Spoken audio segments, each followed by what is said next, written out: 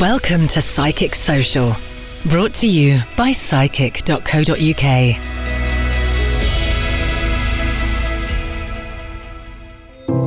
On this episode of Psychic Social.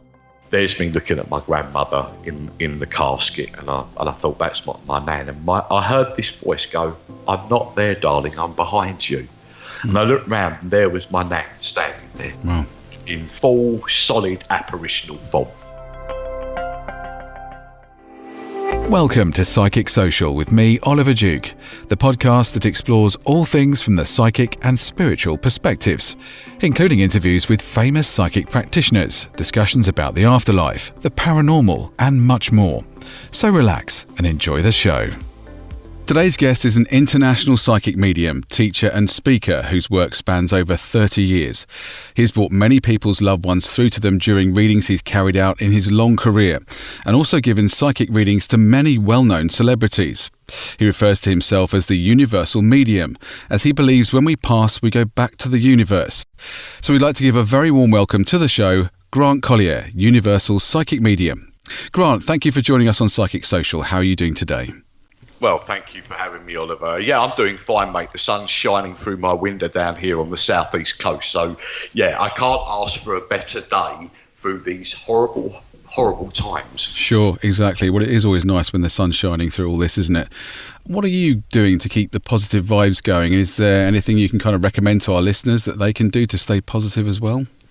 I think communication is the key, isn't it? I think that, anything that you can do, may it be a phone call or interaction through the internet, talking to people is always good. Like Bob Hoskins used to say, it's good to talk. I think, if you are sitting there and you're sitting there looking out the window, nothing's stopping you from going out, taking your shoes off and standing on a fresh blade of grass in your garden or a local park for a little while. The energy is suppressed as it is when you're sitting in four walls, and it can feel like a dungeon. And I think that, even if you can't or not able to get out, and maybe you are somebody that's sitting in an energy of isolation, where you either are in that area of being over the age of 65, or maybe have some ongoing health conditions that hold you back. Meditation is a key, and I think that meditation is a massive area to get you out of that zone. And I think meditation, is something that I've always used through my work and my experiences, that releases you from the boundaries of what's around you on a physical form. So if you aren't able to get out there, guys, and experience the sunshine, or maybe having this energy where you feel like you're worried about stepping out and maybe picking up on this horrible virus that's going around, meditation is what you need. And, I'm a true believer that you can also be proactive in meditation, not closing your eyes and listening to angelic music. I think meditation can be done by, sticking on your favourite album, maybe it may be Queen or something like that, and releasing some of that energy of your monotonous day of routine. I think that the way I look at it is that keep proactive. I think we have so much potential in us we don't realise as people. We sit there and we wonder, what is it that we can do? I'm not at work doing my normal routine. For me, I'm a spiritual guy, and my work is very strong and very active all the time with my work and dealing with people. But even I have time out when I need that time out for balance. And in this lockdown, what do? I turn to something within a hobby. I do something.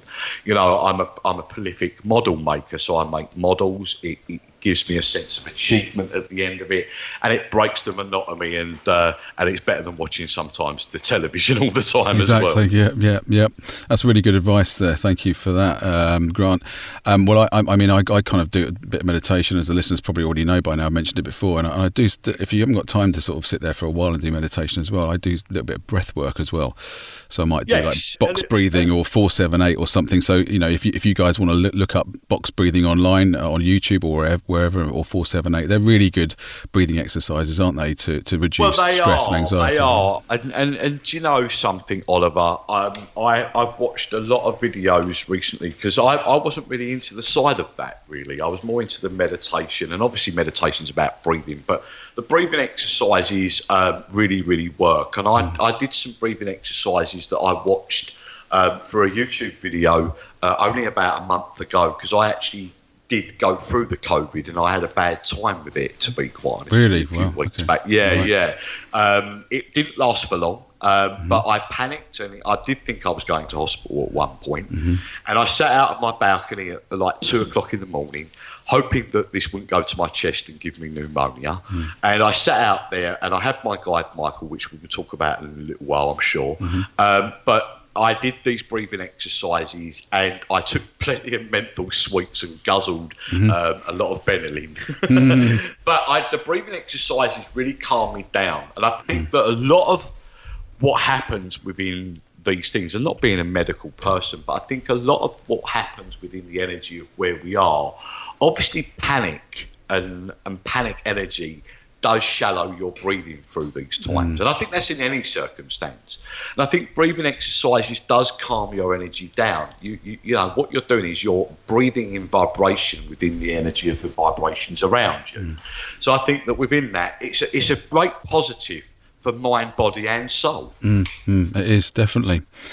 Well, that's hopefully some good stuff that people can take away and try themselves, you know, hopefully today after listening to this, and make themselves feel a little bit stressed, and less stressed, should say, and less anxious about everything at the moment. We want to move into the show now.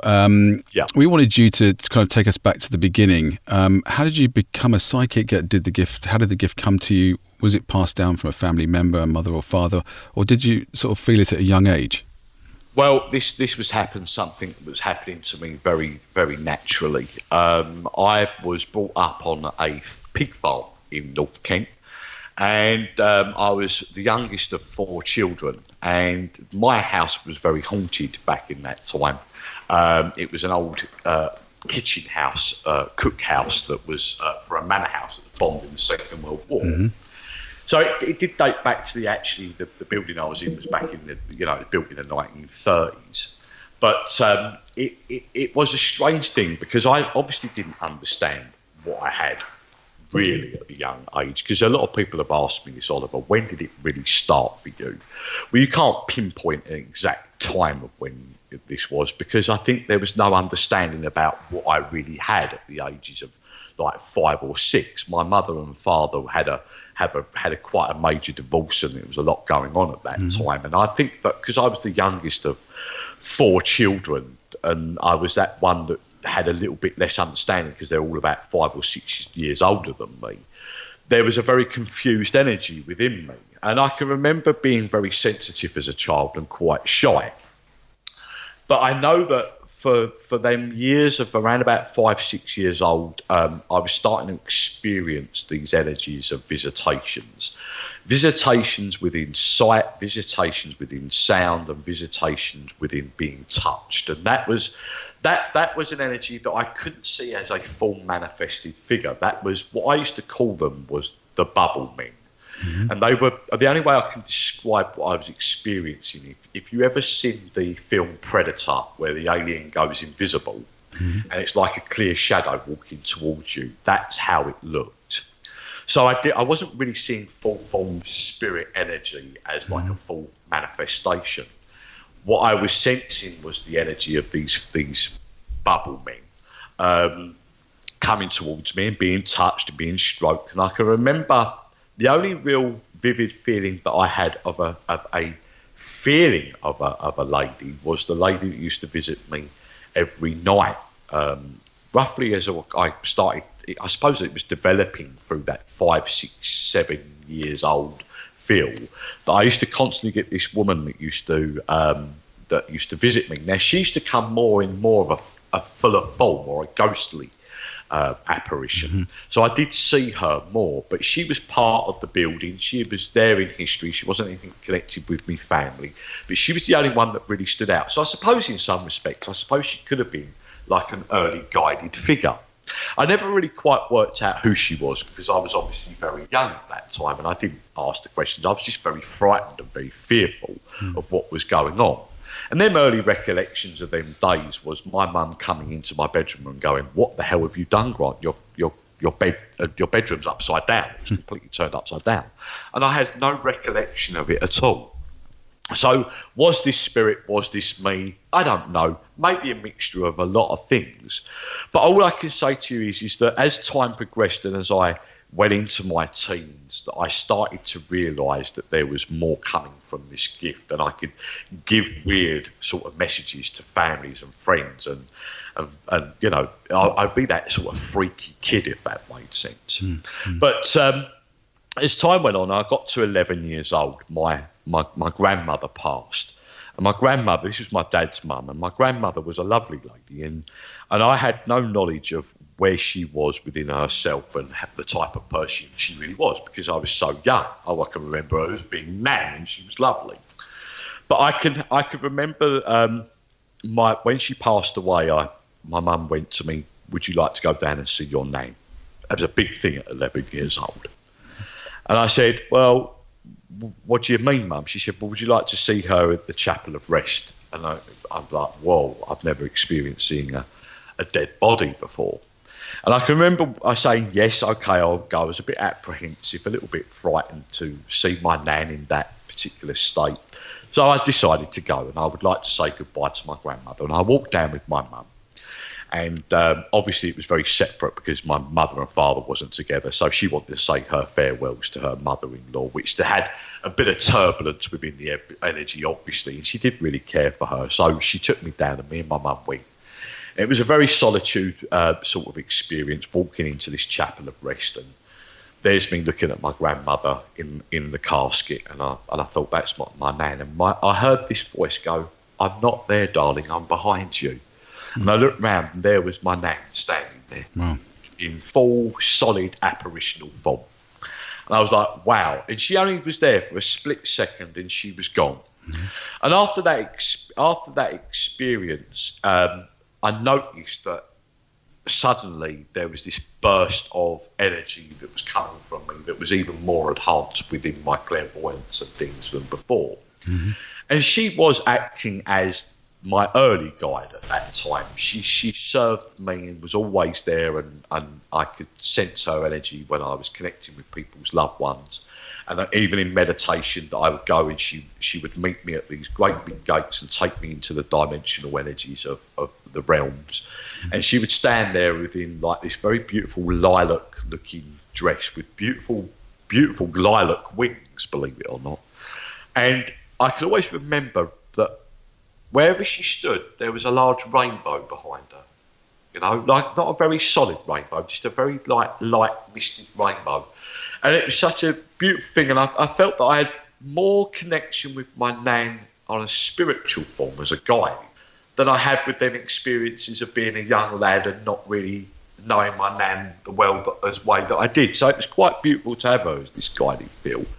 But yeah, so for me, really, Oliver, it was a natural process. It was a scary time. I didn't understand it. I didn't know nothing about, mediumship, and nobody else in the family spoke about the anything other in the family about mediumship. We didn't come from a spiritual or religious background, so it was quite, weird that I was this one that had it. But what I didn't realise is that my grandmother was a clairvoyant, and apparently she didn't work as a full-time clairvoyant, but she used to read the tea leaves, and apparently she was very, very good. So I suppose in some respects the reason why she come forward and guided me, because she had the knowledge to impart down to me. So it obviously skipped a generation from her son down to her grandson. Well, that's really interesting to hear that, and hear how it kind of, would you say, kind of really sort of awakened the whole thing in you, although it was there already, but it just kind of accelerated that even more. I think the way it accelerated it is the fact that I felt comfortable that my grandmother was there, and I think that helped. It gave me that sense of reassurance that I was protected within that field, that I could go forward, that I wasn't going to get hurt or or haunted or hurt by these energies. And from what I'd already experienced was that nothing was going to hurt me. I just think it's the fear of the unknown. And when we're children, we do understand that we don't understand, if that makes sense. And I think that within that reassurance of having that grandmother so solidly around you within an energy, really gave that journey a big boost, because I knew for me that it was something that I was going to be protected by. It's very interesting to hear all that. Thank you for that. We just wanted to move on now and sort of ask you more about your sort of television work you've done in the past. You've told us that you've worked for Psychic Interactive TV in the past.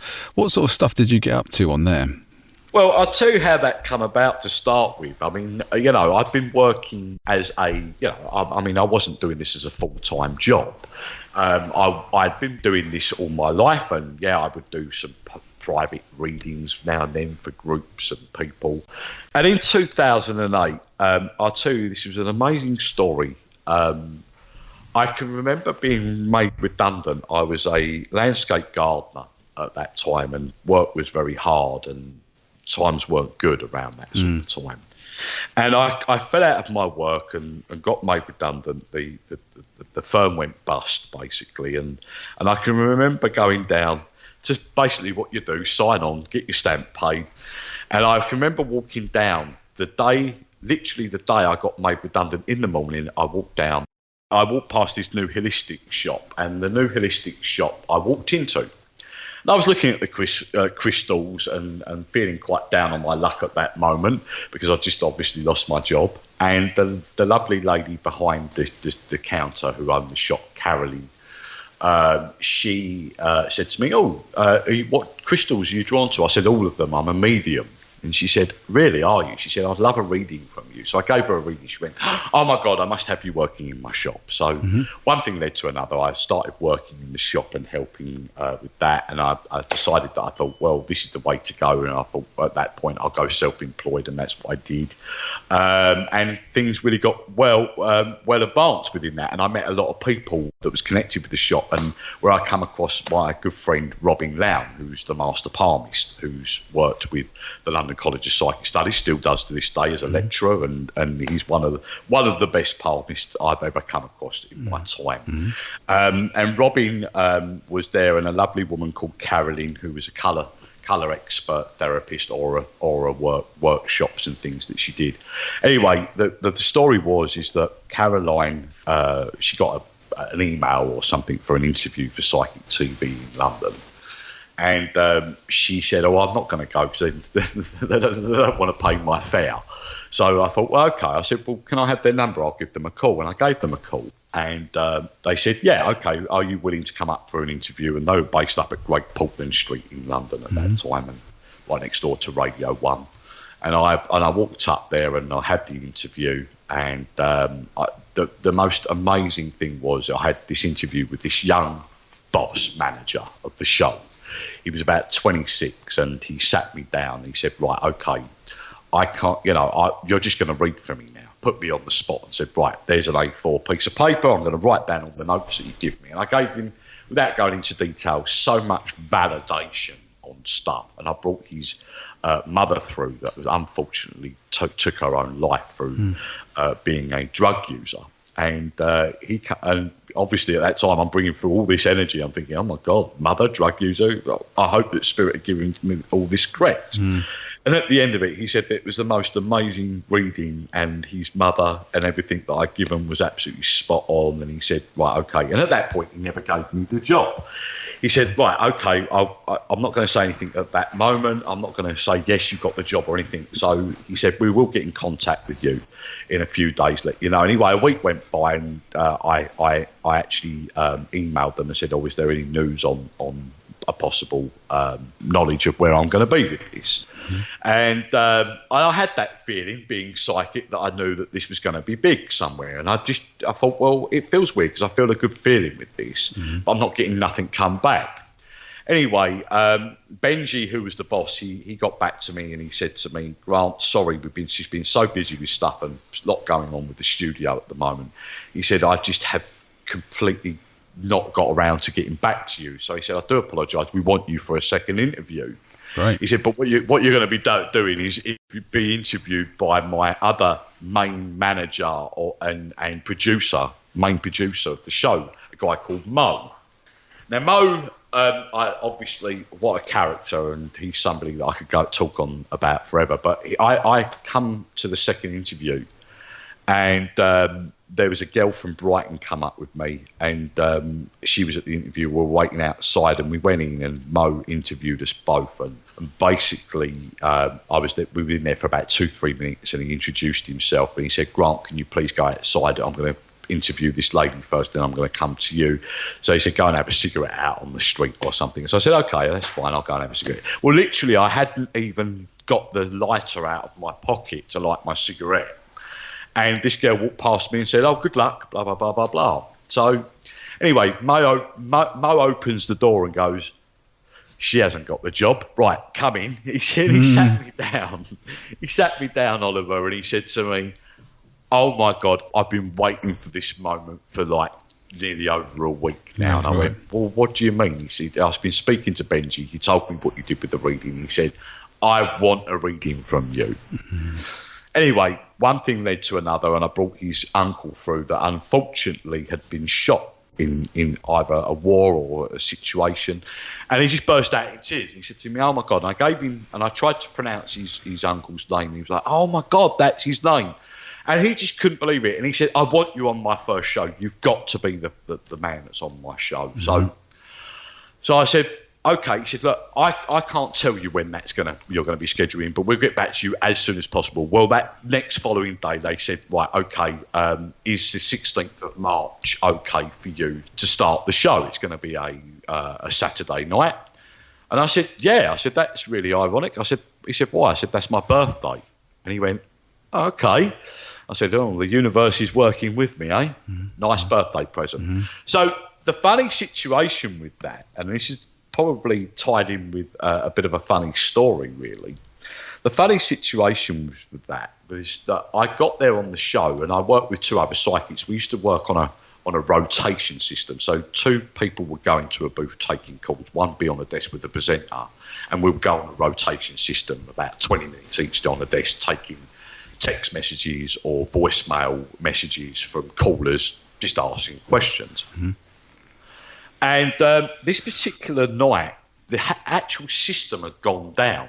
So we weren't able to take text messages and put them up on screen because something down at Canary Wharf had gone wrong.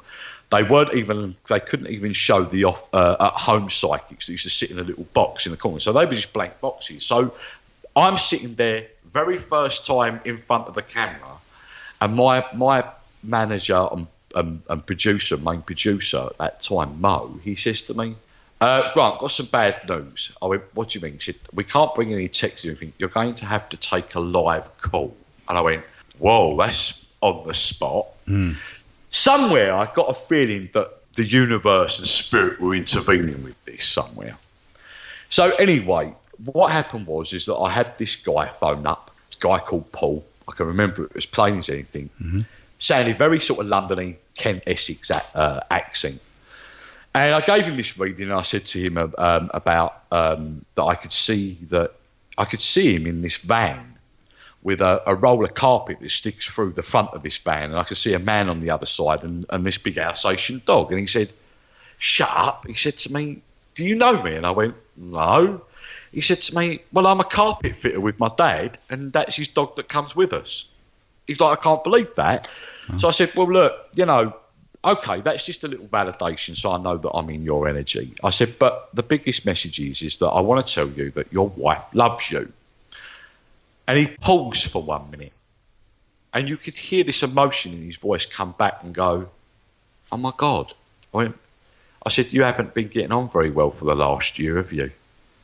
He said, "But how do you know this stuff?" And I said, "Well, you've been married 3 years, haven't you?" He said, "Yeah, just 3 years." He said, "And the thing is with it," he said, "my wife hasn't told me she loved me until this morning for the first time in a year."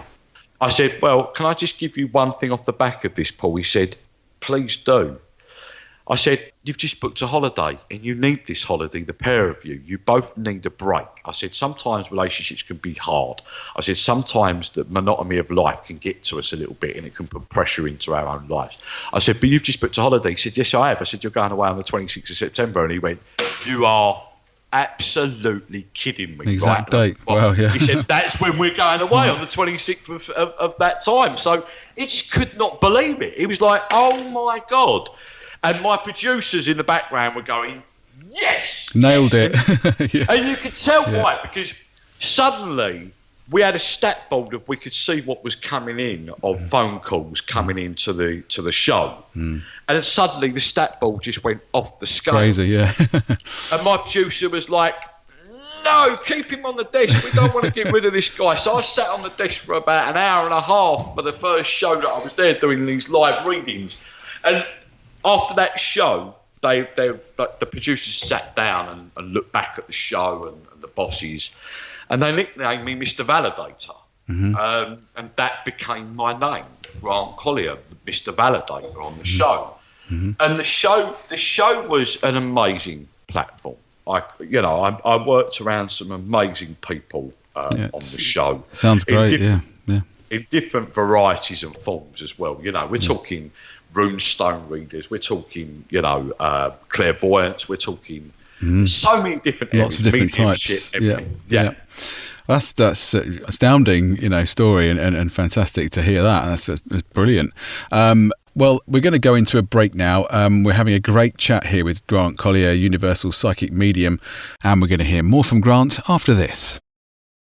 Hi, hope you're enjoying the show today. Now, we have a brand new horoscope email you can subscribe to at psychic.co.uk. All you have to do is wait for the pop-up to show on the website and then enter your email and star sign, and every Sunday night we'll email you a free horoscope for the week ahead. Now, you can dive in one step further if you wish and take a look at our Horoscope Plus memberships. This is your weekly horoscope plus a lot more. There are 3 memberships to choose from, and we've covered all budgets, we feel. So the Robin membership gives you private, exclusive access to a more detailed horoscope on the member horoscope pages at the website, and a chance to win a psychic reading via Zoom each month. And you'll get a free access code as well to the taster version of our amazing video tarot course with Nikki Allen, 10-Hour Tarot.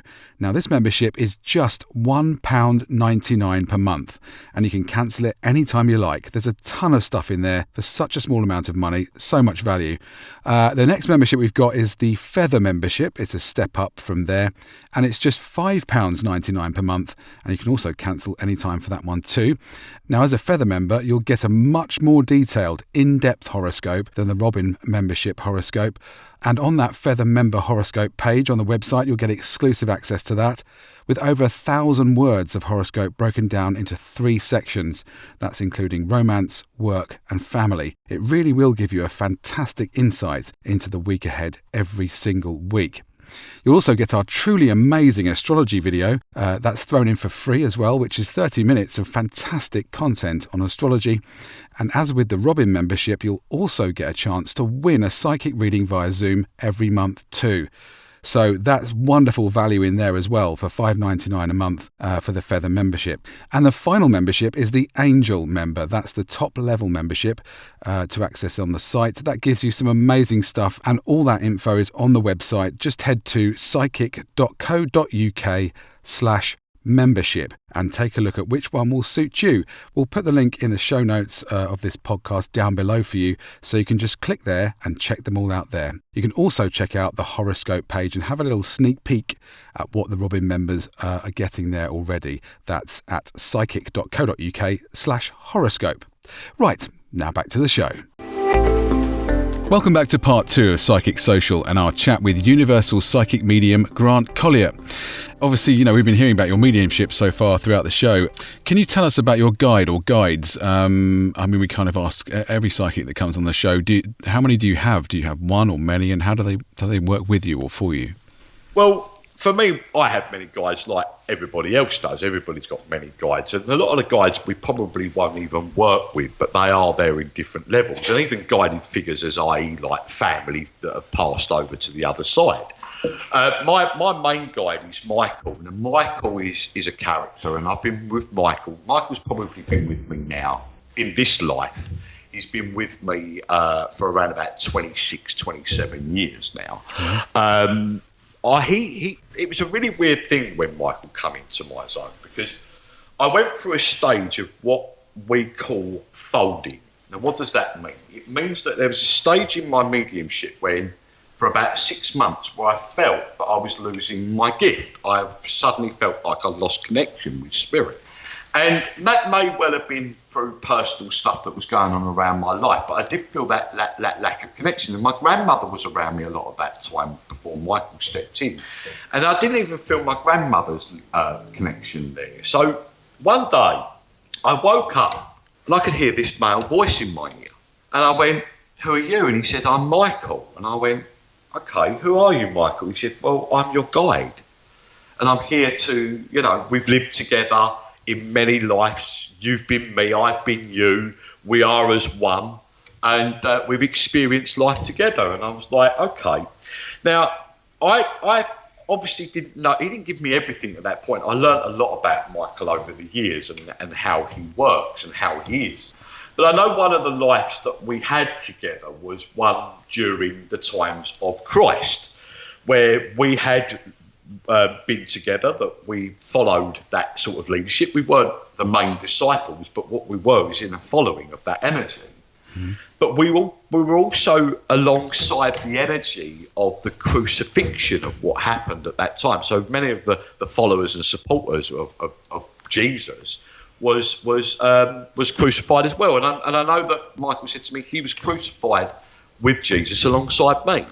For prophesizing over the energy of what we sort of talk about now, and these beliefs of something beyond this life. And Michael, I always said to Michael, "Well, what do you look like?" And he showed himself to me one day, and he looks like a very young Matthew Kelly. Okay, so remember Matthew Kelly from years ago? Yep. Stars in their eyes. When he was younger, around in his 20s, 30s, he's about 6'5". He wears a long golden robe. But he has the most amazing ability for every area: teaching, protection. I use him not just within this work, I use him within the paranormal side of things as well. And I use him for protecting and shutting down certain stuff that we use during the paranormal stuff, like Ouija boards and things like that, which Ouija boards are just a divination board, really. And, I think they're probably overemphasised about how negative they are. If you use them the right way, they're fine. Sure. But Michael will shut all that down. He will also protect people that will be overcome by spirit's energy. Because even, when I'm working with teams, we get customers coming and people will be overtaken by the energy. Normally they feel a bit nauseous, or they feel a little bit lightheaded, or they don't feel their self. And I will take them out. Well, I say Michael will take them out because he uses me to take them out. And then he takes that energy away and protects them with loads of gold light. He's an amazing character. He's very funny. He's very cheeky. But he's all about getting to the core energy of a situation. So, for instance, if he's looking at situations around work, relationship, family situations, he will work not just to say, "Oh, well, you need to do this, you need to do that." He'll just dissect what's happened, make that person look at what's happened and how they can guide their energy to understand the person that they're with, for one, i.e. as a relationship, how that might be that person might have been before they come into their life. So they've got an understanding who that person is before you judge the energy of how that person is within it and how you can relate that to make it work, if that's possible. And also within the energy of career as well. What was it? Michael might pick up on what it was that person might have wanted to do when they never left school, but schooling took them into another area, and they fell into a job that they didn't like. So Michael's very good at looking at the areas of where people are with their best attributes, so he can guide them if they've been stirred off the wrong direction, if that makes sense in life. So he's very good at looking at and making people understand. Now, he like any guide says, even other mediums guides that I've spoken to and clairvoyants over the years, Spirit aren't there to tell you what to do. Life is about choice. They can only guide you to knowing and knowledge of what that person knows. So, for instance, when Michael's coming into a situation, he's there to tell that person that there is an option, because you can see from the experiences that they've worked for that person in the past and they may have deterred that energy. So he will direct them in the best possible way. Yes, he will give validation. He will show things on that energy. And he's also very much the person that will coordinate a bit of decorum on the other side. Because before Michael come in, even though I had my grandmother, I used to get a lot of mixed messages from loved ones in spirit. I might have 4 or 5 spirits trying to talk to me at once. So imagine how many people, imagine I'm standing in an auditorium of 500 people and everybody wants a reading from their loved one. Imagine how many people on the other side wanting to get that message back. Yeah.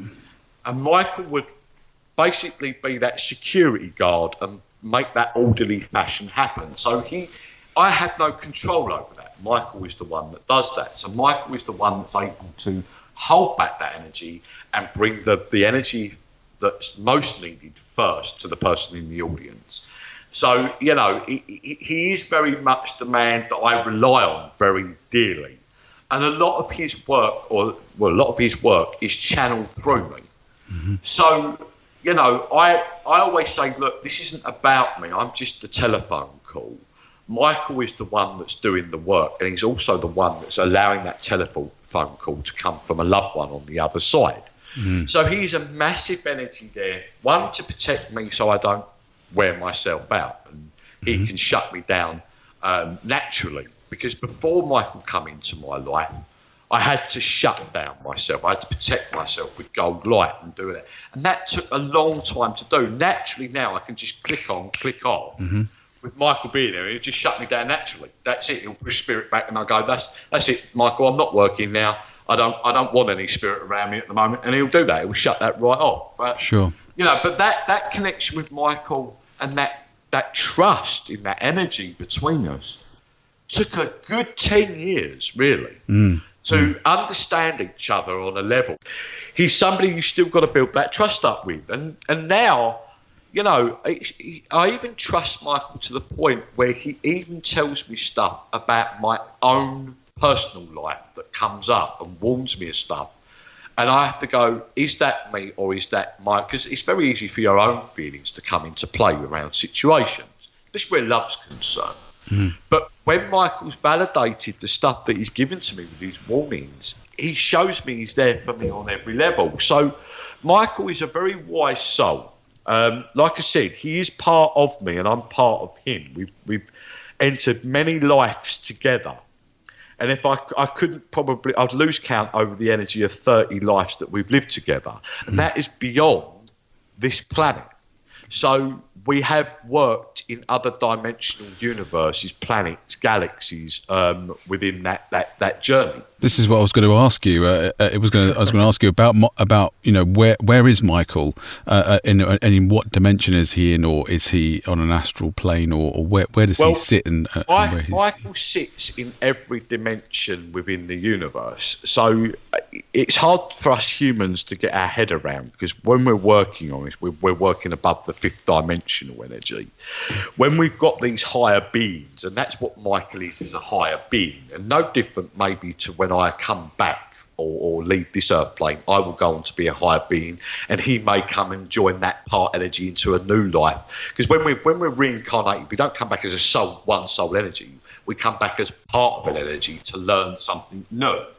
Now, even though he's a higher conscious spirit and he has a lot of understanding about what's going on, it's a bit like how they talk about the Kabbalah. You learn so much in one area of lives, then you go on to learn more than what we would know within these physical life dimensions.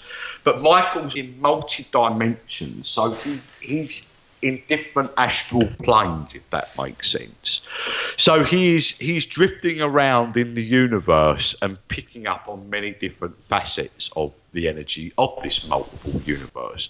And when we talk about the universe is multi-dimensional, so that it goes beyond multi-universe, and that's why I always talked about me being the universal medium. because I'm not talking about me. I'm talking about Michael. Michael is the universal medium. I am part of his energy, so I'm not actually the universal medium, if that makes sense. Mm-hmm. Because if you took Michael away from the situation, I wouldn't have a bloody clue.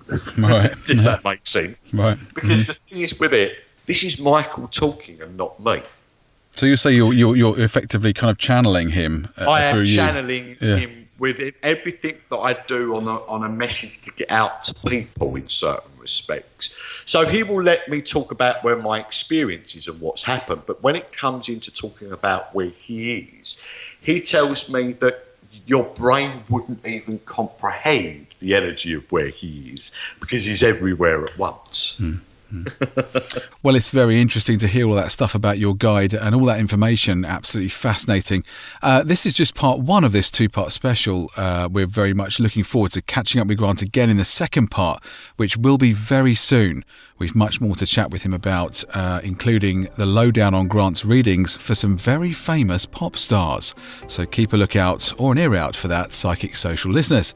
That just leaves me to say it's been fantastic to have you on the show today, Grant. Thank you again so much for joining us. It's been a pleasure to be on the show, and I thank you for this exposure. Thank you, Grant. Take care. Thank you. You take care.